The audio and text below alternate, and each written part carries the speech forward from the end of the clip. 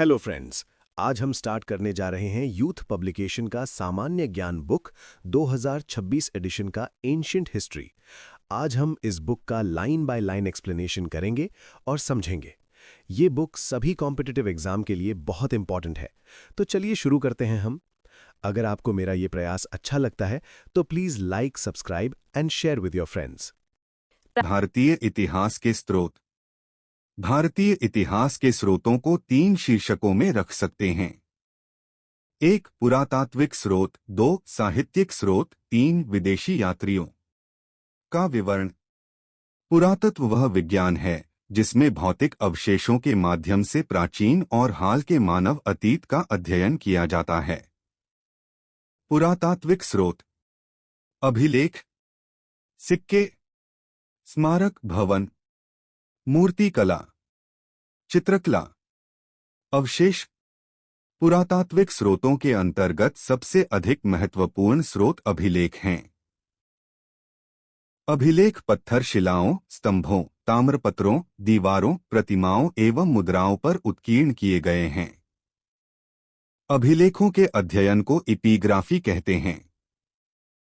सबसे प्राचीन अभिलेख अशोक के हैं, जो प्राकृत भाषा में हैं। मास्की, गुर्जरा, नेदूर और उडेगोलम अभिलेख में अशोक के नाम का स्पष्ट उल्लेख है। अशोक के अन्य अभिलेखों में उसे देवताओं का प्रियदर्शी राजा कहा गया है। अशोक के अधिकतर अभिलेख ब्राह्मी लिपि में हैं। कुछ अभिलेख खरोष्ठी एवं अरेमाइक लिपि में लिखे गए हैं। ब्राह्मी लिपि बाएं से दाएं लिखी जाती थी, जबकि खरोष्ठी लिपि दाईं से बाईं ओर लिखी जाती थी। ब्राह्मी लिपि को सबसे पहले 1837 में जेम्स प्रिंसेप नामक विद्वान ने पढ़ा था। पुरातात्विक अभिलेख। अभिलेख, शासक एवं अभिलेख की विशेषताएं। हाथी गुम्फा अभिलेख। कलिंगराज खारवेल का अभिलेख। इसी अभिलेख में सर्वप्रथम भारतवर्ष का उल्लेख किया गया है। जूनागढ़ गिरनार। रुद्रदामन का अभिलेख। यह अभिलेख संस्कृत भाषा में लिखा गया है तथा इसमें सुदर्शन झील का वर्णन किया गया है। प्रयाग प्रशस्ति। यह अभिलेख समुद्रगुप्त का है, जो अशोक स्तंभ पर उत्कीर्ण है। इस प्रशस्ति में समुद्रगुप्त के विजयों और नीतियों का पूरा विवेचन मिलता है। इस अभिलेख में गुर्जर प्रतिहार शासकों के विषय में विस्तृत सूचनाएं प्राप्त होती हैं। गौतमी बलश्री। नासिक अभिलेख। देवपाड़ा अभिलेख। बंगाल शासक विजयसेन। ऐहोल अभिलेख। पुलकेशिन द्वितीय। मंदसौर अभिलेख। कुमार गुप्त के मंदसौर अभिलेख से रेशम बुनकर की श्रेणियों की जानकारी प्राप्त होती है। भीतरी एवं जूनागढ़ अभिलेख। स्कंदगुप्त होनों पर विजय का विवरण। बांसखेड़ा एवं अभिलेख। मधुवन। हर्षवर्धन की उपलब्धियों का वर्णन है। बालाघाट अभिलेख एवं कालें। सातवाहनों की उपलब्धियां। भरहुत अभिलेख। शुंग शासकों की उपलब्धियां। एरन अभिलेख भानुगुप्त का है, इसमें सती प्रथा का पहला लिखित साक्ष्य मिलता है। अयोध्या अभिलेख। शुंग शासक की उपलब्धियां। राजाओं के अतिरिक्त व्यापारियों, व्यापारिक श्रेणियों और नगर निगमों ने चालू किया था। शक, पल्लव, कुषाण शासकों ने यूनानियों के अनुरूप सिक्के चलाए। भारत में स्वर्ण सिक्के सर्वप्रथम यवन शासकों ने चलवाए। चांदी के प्राचीनतम सिक्कों को कारशापण, पुरण धरण, शतमान आदि कहा गया है। सर्वप्रथम सिक्कों पर लेख लिखवाने का कार्य यवन शासकों ने किया। 206 ई से लेकर 300 ई तक के भारतीय इतिहास का ज्ञान हमें मुख्य रूप से मुद्राओं की सहायता से ही होता है। मालव, यौधेय आदि गणराज्यों तथा पांचाल के मित्रवंशी शासकों के विषय में हम मुख्यतः सिक्कों से ज्ञान प्राप्त करते हैं। सिक्कों के अध्ययन से हमें सम्राटों के धर्म तथा उनके व्यक्तिगत गुणों का पता चलता है। कनिष्ठ के विषय में सिक्कों से ही पता चलता है कि वह बौद्ध धर्म का अनुयायी था। समुद्रगुप्त की मुद्राओं से उनके संगीत प्रेमी होने का प्रमाण प्राप्त होता है। उसकी मुद्राओं पर उसे वीणा बजाते हुए दिखाया गया है। इंडो-यूनानी इंडोसीथियन शासकों के इतिहास के प्रमुख स्रोत सिक्के हैं। सातवाहन नरेश यज्ञश्री शातकर्णी की एक मुद्रा पर जलपोत का चित्र उत्कीर्ण मिलता है।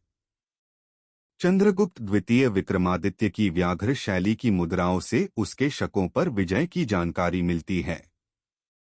स्मारक स्मारकों से प्राचीन काल के महलों और मंदिरों की शैली से वास्तुकला के विकास की जानकारी प्राप्त होती है।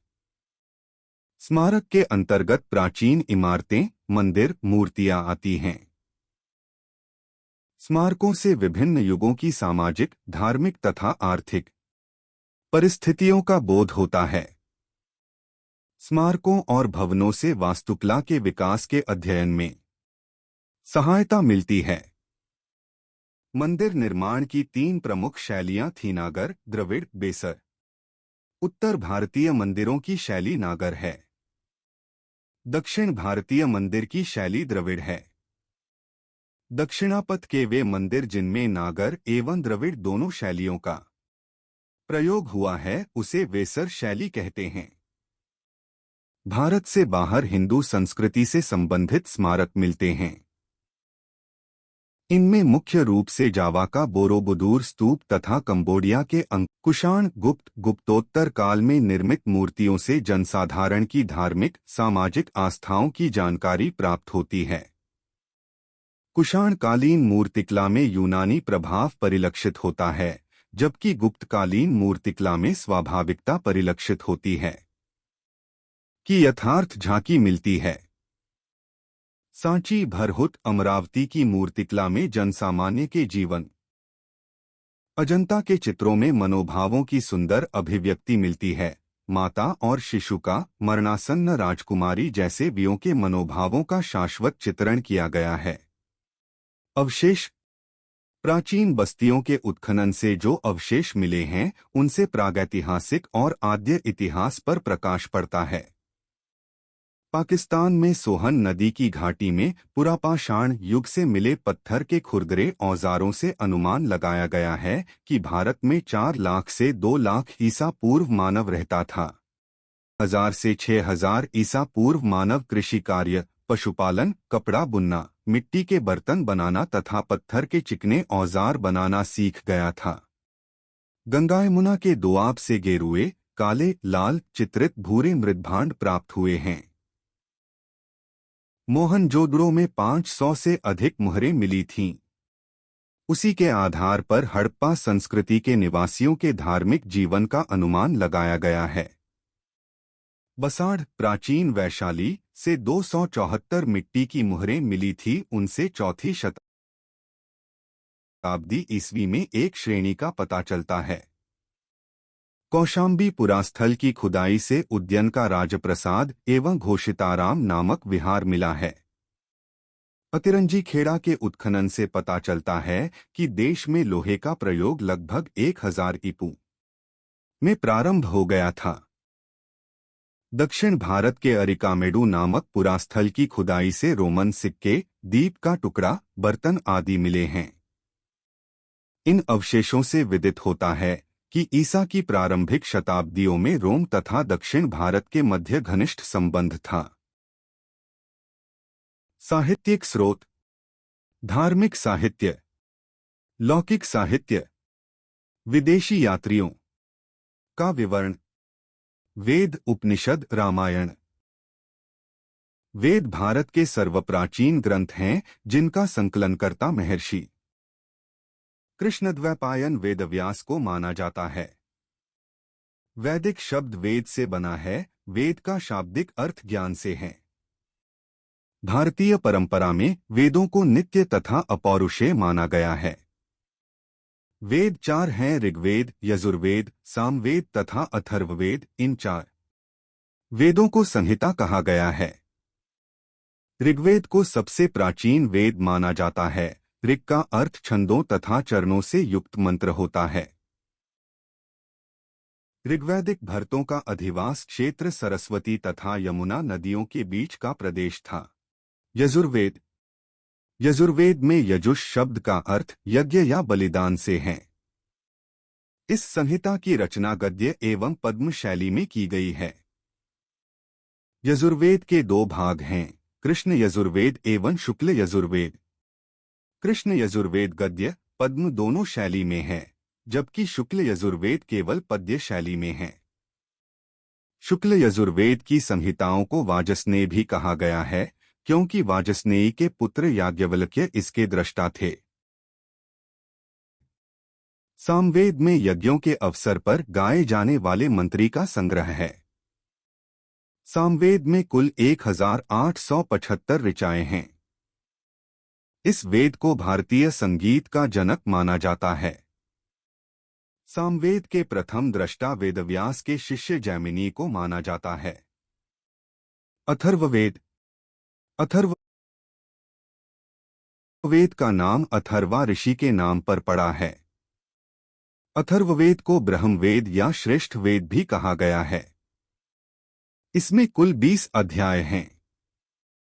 इसमें 731 सूक्त एवं 5987 मंत्र हैं।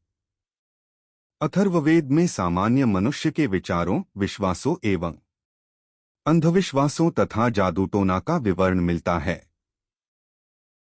अथर्ववेद को आयुर्वेद अर्थात जीवन का विज्ञान भी कहा गया है।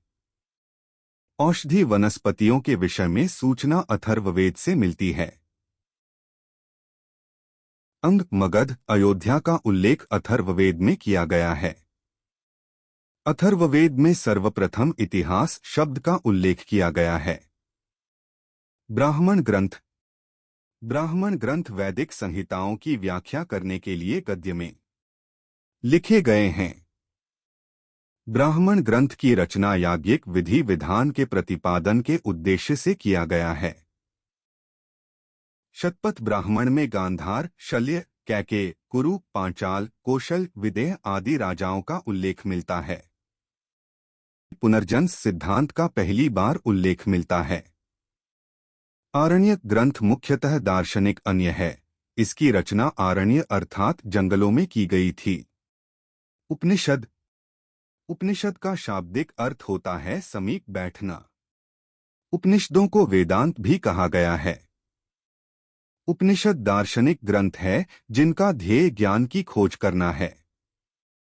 उपनिषदों की कुल संख्या 108 है, जिसमें 12 उपनिषदों को विशेष महत्व प्राप्त है। श्वेताश्वर उपनिषद में मोक्ष एवं भक्ति शब्द का उल्लेख किया गया है।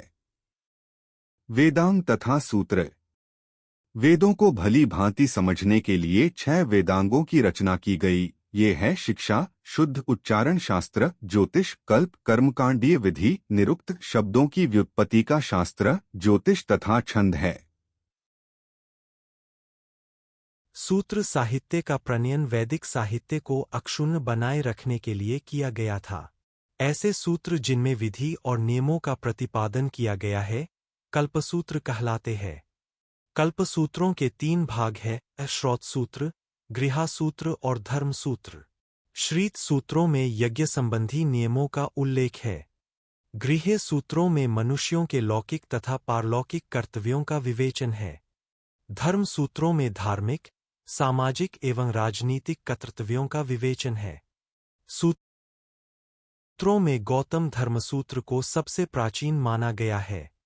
पुराण, धर्मशास्त्र एवं स्मृतियां। भारतीय ऐतिहासिक कथाओं का सबसे अच्छा क्रमबद्ध विवरण हमें पुराणों में मिलता है। पुराणों के रचयिता लोमहर्ष अथवा उनके पुत्र उग्रश्रवा माने जाते हैं। पुराण का शाब्दिक अर्थ प्राचीन आख्यान होता है। इनकी रचना 3री-4वीं शताब्दी ईस्वी में की गई थी। सर्वप्रथम पार्जिंटर नामक विद्वान ने इनके ऐतिहासिक महत्व की ओर ध्यान आकृष्ट कराया था। अमरकोश में पुराणों के 5 विषय बतलाए गए हैं।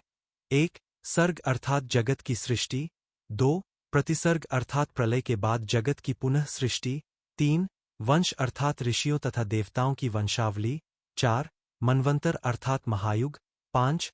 वंशानुचरित अर्थात प्राचीन राजकुलों का इतिहास। पुराणों की संख्या 18 है। मत्स्य, वायु, विष्णु, ब्रह्मांड, भागवत पुराणों में राजाओं की वंशावली पाई जाती है। मत्स्य पुराण सबसे अधिक प्राचीन एवं प्रामाणिक है। विष्णु पुराण का संबंध मौर्य वंश से, मत्स्य पुराण का संबंध आंध्र, सातवाहन से तथा वायु पुराण का संबंध गुप्त वंश से है। पुराण सरल एवं व्यावहारिक भाषा में लिखे गए हैं। वैदिक साहित्य के उपरांत दो महत्वपूर्ण महाकाव्य की रचना हुई जिसमें रामायण एवं महाभारत है। रामायण की रचना 500 ई.पू.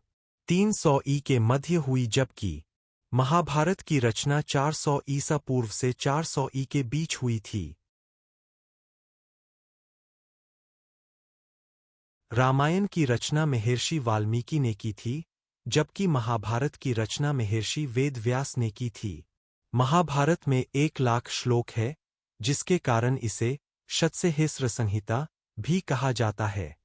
इन महाकाव्यों से उत्तर वैदिक कालीन आर्यों के जीवन के विषय में जानकारी मिलती है। धर्मसूत्र, स्मृति, भाष्य निबंध आदि के सम्मिलित रूप को धर्मशास्त्र कहा गया है। धर्मसूत्रों का काल 500 से 200 ई.पू.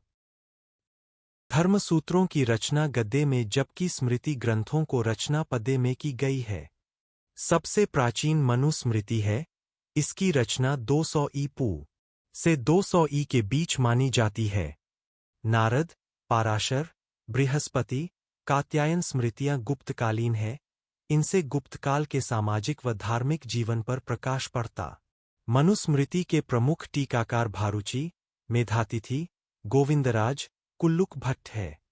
याज्ञवल्क्य स्मृति के प्रमुख टीकाकार विश्वरूप, विज्ञानेश्वर तथा अपरार्क है।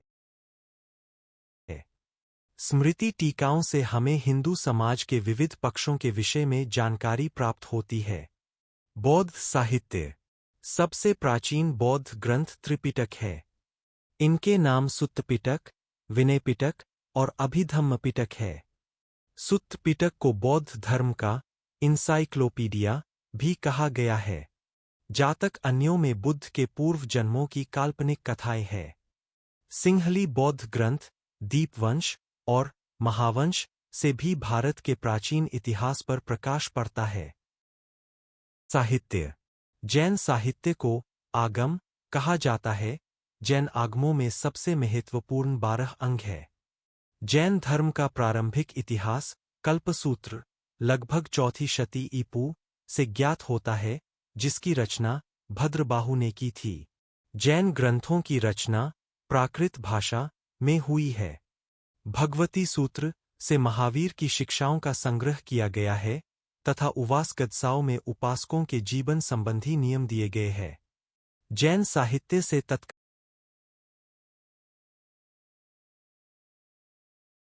भारतीय समाज की सामाजिक धार्मिक दशा पर पर्याप्त प्रकाश पड़ता है। लौकिक साहित्य। लौकिक साहित्य के अंतर्गत ऐतिहासिक एवं अर्ध ऐतिहासिक ग्रंथों तथा जीवनियों का विशेष रूप से उल्लेख किया जा सकता है। ऐतिहासिक रचनाओं में सर्वप्रथम उल्लेख कौटिल्य कृत अर्थशास्त्र का किया जा सकता है। अर्थशास्त्र को भारत का पहला राजनीतिक ग्रंथ माना जाता है। में मौर्यकालीन इतिहास एवं राजनीतिक ज्ञान के विषय में महत्वपूर्ण सूचना प्राप्त होती है।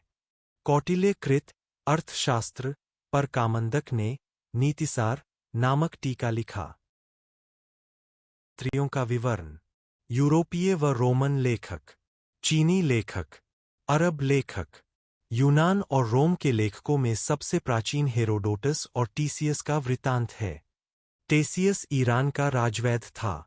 हेरोडोटस को इतिहास का पिता कहा जाता है। उसने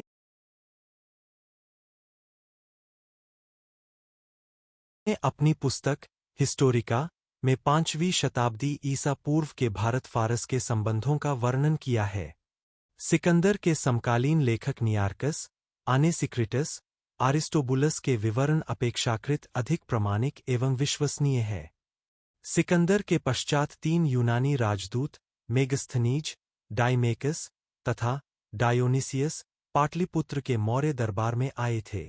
इंडिका नामक पुस्तक में मौर्य युगीन समाज एवं संस्कृति के विषय में जानकारी मिलती है। 3वीं शताब्दी में भारत का भूगोल लिखा था। प्लिनी ने प्रथम शताब्दी में नेचुरल हिस्ट्री नामक पुस्तक लिखी। इससे भारतीय पशुओं, पेड़ पौधों, खनिज पदार्थों आदि का ज्ञान प्राप्त होता है।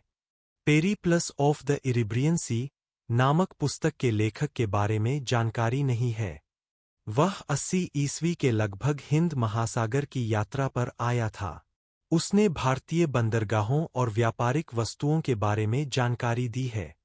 चीनी लेखक चीनी यात्री बौद्ध मतानुयायी थे तथा भारत में बौद्ध तीर्थ स्थानों की यात्रा तथा बौद्ध धर्म के विषय में जानकारी प्राप्त करने के लिए आए थे। चीनी बौद्ध यात्री भारत को यिनतू के नाम से पुकारते थे। हुवेनसांग 7वीं सदी में हर्षवर्धन के शासनकाल में भारत आया था। वह 16 वर्षों तक भारत में रहा तथा 6 वर्षों तक नालंदा विश्वविद्यालय में रहकर शिक्षा ग्रहण किया। ह्वेनसांग का यात्रा वृत्तांत सियुकी के नाम से जाना जाता है, जिसमें 138 देशों का यात्रा विवरण मिलता है। इत्सिंग 7वीं शताब्दी के अंत में भारत आया था। उसने नालंदा विश्वविद्यालय एवं विक्रमशिला विश्वविद्यालय एवं भारतीयों की वेशभूषा तथा खानपान आदि के विषय में लिखा है। मातवानलिन के विवरण से हर्ष के पूर्वी अभियान के विषय में सूचना मिलती है तथा चाउ जुकुआ चोलों के संदर्भ में सूचना देता है। प्रागैतिहासिक काल। इतिहास का वर्गीकरण मुख्यतः प्रागैतिहासिक, आद्य ऐतिहासिक तथा ऐतिहासिक 3 भागों में किया गया है। प्रागैतिहासिक का तात्पर्य उस काल से है जिसका कोई लिखित प्रमाण उपलब्ध नहीं है। प्रागैतिहासिक काल को सुविधानुसार 3 भागों में बांटा गया है: पुरापाषाण काल, मध्यपाषाण काल, नवपाषाण काल। पाषाण काल का वर्गीकरण। पुरापाषाण काल 5 लाख से 10,000 ई। मध्यपाषाण काल 10,000 ई, 4,000 ई। नवपाषाण काल 7,000 ई, 2,500 ई। पुरापाषाण काल का उपविभाजन। निम्न पुरापाषाण काल 5 लाख से 50,000 ई। मध्य पुरापाषाण काल 50,000 ई, 40,000 ई।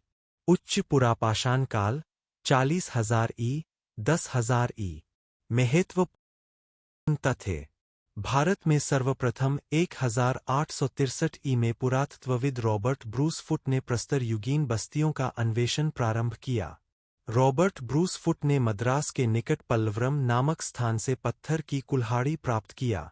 आधुनिक मानव का विकास लगभग 30,000 वर्ष पहले हुआ।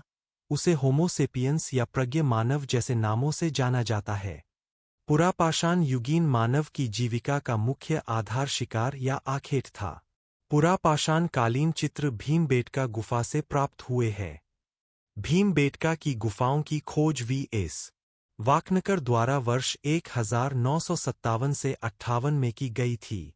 भीमबेटका के शैलाश्रय भारतीय उपमहाद्वीप में मानव जीवन के प्राचीनतम चिन्हों की वजह से प्रसिद्ध है। पुरापाषाण युग से प्राप्त उपकरणों में हस्तकुठार, हैंडेक्स, विदारनी, क्लीवर, खंडक, गड़ासा प्रमुख थे। मध्य पुरापाषाण युग को फलक संस्कृति के नाम से भी जाना जाता है। वेधनी, छेदनी, खुरचनी मध्य पुरापाषाण युग के प्रमुख उपकरण थे। सोहन घाटी क्षेत्र से चापर चापिंग, पेबुल संस्कृति के उपकरण प्राप्त हुए हैं। आर्किबाल्ड कार्लाइल ने 1867 से 68 ई में सर्वप्रथम भारत में मध्यपाषाण काल की जानकारी दी। के उपकरणों की खोज सर्वप्रथम आर्किबाल्ड कार्लाइल ने विंध्य क्षेत्र के शैल चित्रों से प्राप्त किया। मध्यपाषाण काल में मानव के अस्थिपंजर का सबसे पहला अवशेष सराय नाहर राय, महदहा से प्राप्त हुआ है। मध्यपाषाणिक वन्यधान का प्रमाण चोपानी मांडो, प्रयागराज से प्राप्त हुआ है।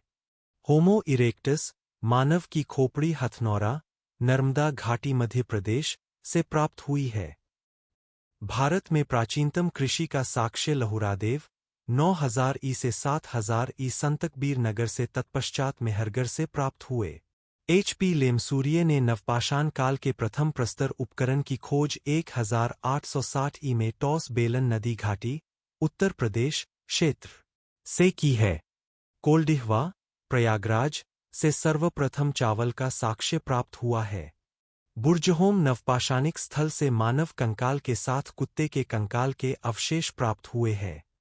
चिराद, सारण, बिहार नवपाषाणिक स्थल से पशु हड्डी के उपकरण एवं हिरन की सींगों के उपकरण मिले हैं। संगनकल्लू, पिकलीहल, उत्तनूर नवपाषाणिक पुरास्थल से राख के टीले के साक्ष्य प्राप्त हुए हैं। मानव द्वारा सर्वप्रथम जी नामक अनाज का उत्पादन प्रारंभ किया गया था। नवपाषाणिक उपकरण बसुली, छेनी, छेद वाला गोल पत्थर आदि थे। बुर्जहोम, जम्मू कश्मीर से फसल काटने का आयताकार पाषाण उपकरण, हार्वेस्टर, प्राप्त हुआ है। मगहड़ा, प्रयागराज, उत्तर प्रदेश नवपाषाणिक स्थल से पशुबाहे का प्रमाण पाया गया है। नवपाषाण काल की प्रमुख देन है स्थिर ग्रामीण जीवन का विकास, कृषि का विकास, कुंभकारी निर्माण, आग का सर्वप्रथम प्रयोग, पहिए का आविष्कार।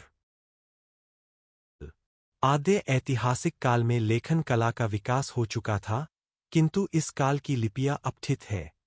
आद्य ऐतिहासिक काल से संबंधित हमारी जानकारी केवल पुरातात्विक अनुसंधान पर निर्भर है। सिंधु सभ्यता और वैदिक सभ्यता आद्य ऐतिहासिक काल की मानी जाती है। गैरिक एवं कृष्ण लोहित मृदभांड आद्य ऐतिहासिक काल से संबंधित है। ताम्रपाषाण काल, मनुष्य ने इस काल में तांबे के औजारों के साथ ही साथ पत्थर के बने हुए उपकरणों का प्रयोग किया। ताम्रपाषाणिक संस्कृति को कैलकोलिथिक संस्कृति भी कहा जाता है। भारतीय ताम्रपाषाणिक संस्कृति कृषि एवं ग्रामीण जीवन पर आधारित थी। भारत में ताम्रपाषाणिक संस्कृति से संबद्ध स्थल दक्षिण पूर्वी राजस्थान, पश्चिमी मध्य प्रदेश, पश्चिमी महाराष्ट्र तथा दक्षिण पूर्वी भारत में पाए गए हैं। प्रमुख ताम्रपाषाणिक संस्कृति आहार संस्कृति 2100 से 1500, कायथा संस्कृति 2000 से 1800, मालवा संस्कृति 1700 से 1200, जोरवे संस्कृति 1400 से 700, आहार, बालायल, बागोर, ओजियाना एवं गिलुंद ताम्रपाषाणिक स्थल राजस्थान से संबंधित है। आहार ताम्रपाषाणिक स्थल को ताम्बवती के नाम से भी जाना जाता है। जोरवे ताम्रपाषाणिक स्थल में दायमाबाद सबसे बड़ा स्थल था। ताम्रपाषाणिक स्थल दायमाबाद से तांबे का रथ प्राप्त हुआ है। दायमाबाद ताम्रपाषाणिक स्थल से कुत्ता और 2 बैलों के रथ पर सवार खड़े रथी का प्रमाण मिला है। वृत्ताकार गर्तगृहों की प्राप्ति इनामगांव, महाराष्ट्र से हुई। पुरातत्वविद एम.एस. धवलीकर एवं H.D. संकालिया ने इनामगांव का उत्खनन कार्य कराया था। इनामगांव ताम्रपाषाणिक स्थल से सिंचाई हेतु पत्थर से निर्मित बांध के प्रमाण मिले हैं। गुनगेरिया, मध्य प्रदेश ताम्रपाषाणिक स्थल से सबसे ज्यादा संख्या में ताम्र संचय की प्राप्ति हुई है। कायथा, मध्य प्रदेश ताम्रपाषाणिक स्थल की खोज V.S. वाकनकर ने की है। यहाँ के मृदभांडों पर प्राक हड़प्पन और हड़प्पोत्तर संस्कृति का प्रभाव दिखाई देता है। महाराष्ट्र में मृतक को अस्थिकलश में रखकर घरों में फर्श के नीचे गाड़ा जाता था। गंगा घाटी में स्थित नरहन संस्कृति ताम्रपाषाण संस्कृति से संबंधित है। अगर आपको मेरा ये प्रयास अच्छा लगता है तो प्लीज लाइक, सब्सक्राइब और शेयर करें अपने फ्रेंड्स के साथ। इसका नेक्स्ट पार्ट जल्दी ही आएगा। Thank you.